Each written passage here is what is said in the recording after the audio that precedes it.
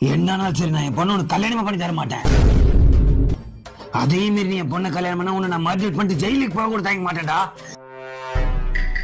அந்த பையன் இருக்கட்டா. நோ, காய்கறி வாங்குறது கொத்தமல்லி கருவேப்பிலை ஃப்ரீயா குத்தியா நீ? குஞ்சா எங்க அம்மா திட்டுது. டேய் மாப்ள, பதறாதடா, நான் தான். என்னாச்சு? வேற ஒண்ணு இல்லடா, நான் லவ் பண்ற விஷயத்த என் ஆளோட அப்பா கிட்ட போய் சொல்லலான்னு போனேன்டா. அந்த ஆளு என் பொண்ணை நீ கல்யாணம் பண்ணனா உனக்கு கொலை பண்ணிடுவேன்னு மிரட்டுறான்டா.